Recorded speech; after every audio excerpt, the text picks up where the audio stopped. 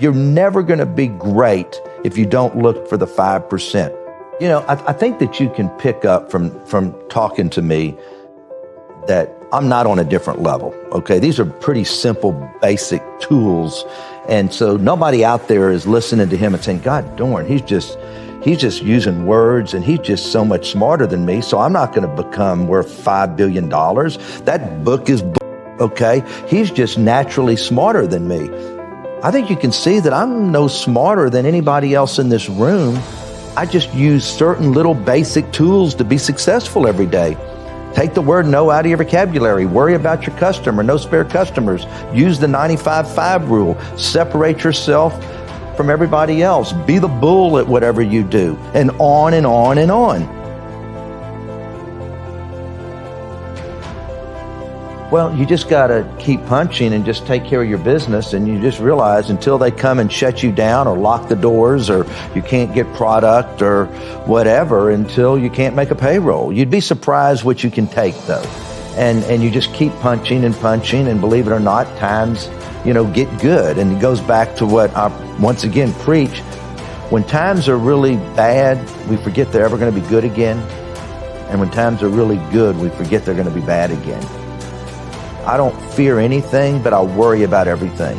And the day you stop worrying in good times, the paddle will get you behind. And so as great as things are in life, I know you're only a few steps or a few incidents away from something bad happening. You can never forget it. I'm taking the next steps right now to get to the next level. Because that's my sport. Let's go play pickup basketball. Let's go to the office and play business. And that's what I do every day. I go to the office and play business. You got to know what you know and what you don't know. And I knew that I understood business. I think if you know business or not. And people ask me, should I go get my MBA? And you know what I usually tell them?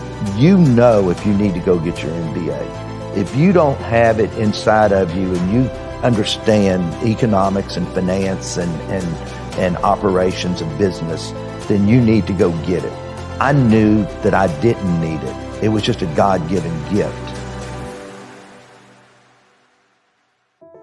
You've got to know your God-given gifts, and everybody has it. Everybody in this room has it right here. So do what you know was your God-given gift and find a way to use that as your path.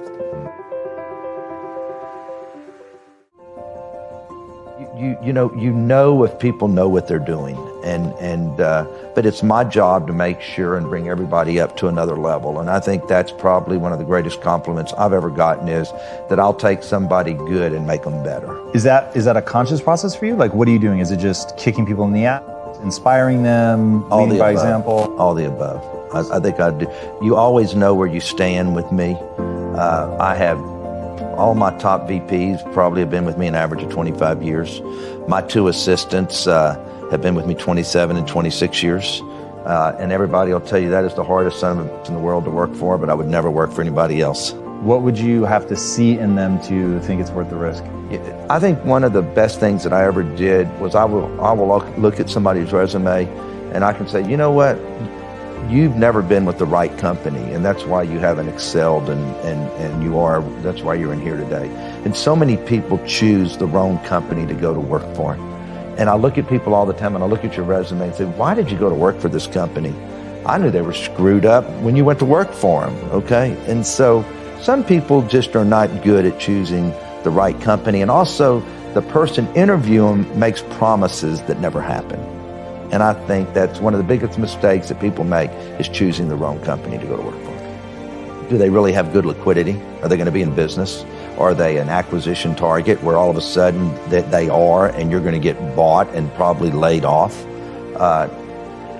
Everything do they have a product that is going to be around for a long time? So everything from liquidity to product, acquisition target, growth, of where are you going to go?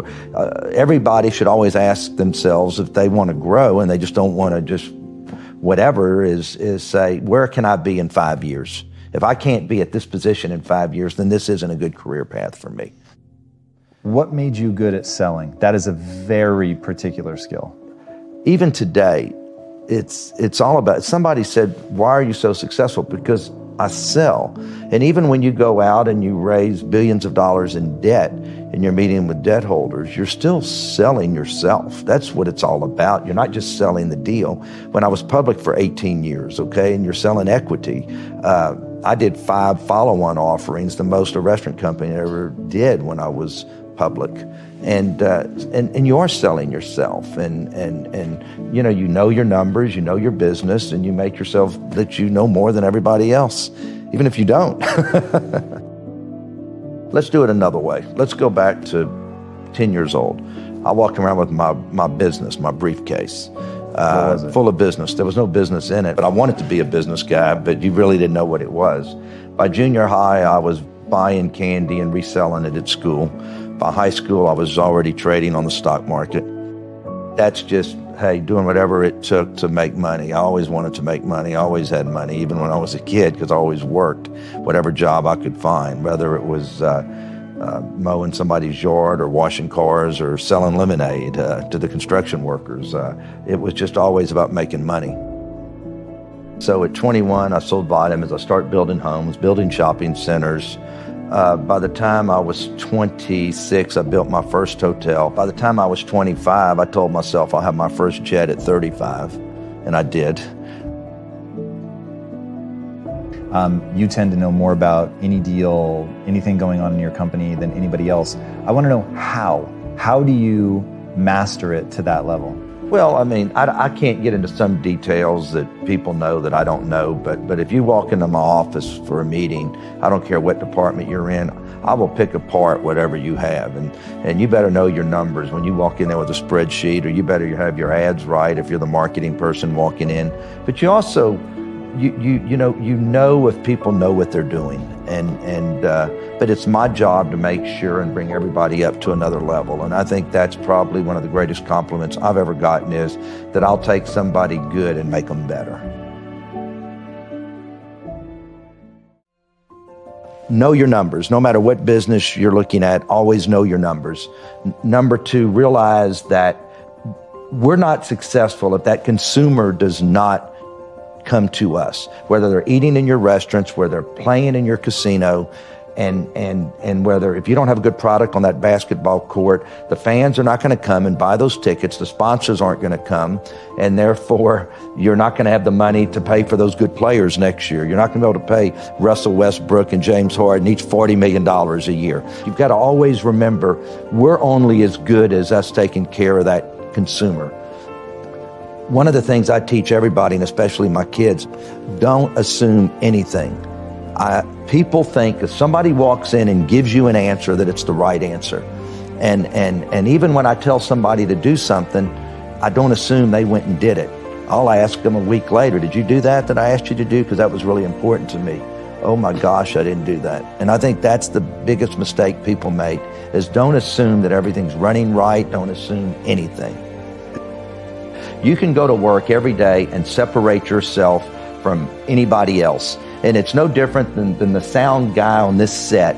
If you pick up, you know what, this sound guy is really, really good, and he's worried about this and he's worried about that, then all of a sudden you tell somebody, you need a good sound guy this, and then they end up on this person because of a recommendation. All of a sudden, this guy's known as the best sound guy in LA because he's paying attention, or she's paying attention to details that the other sound people don't. No, you know what, I hear an ambulance out there. Let's cut it. You know, just the little bitty things. And I just think that it's easy to separate yourself from anybody else, no matter what your position is. If you go to work for a company and you don't go up the corporate ladder, it's your fault. It's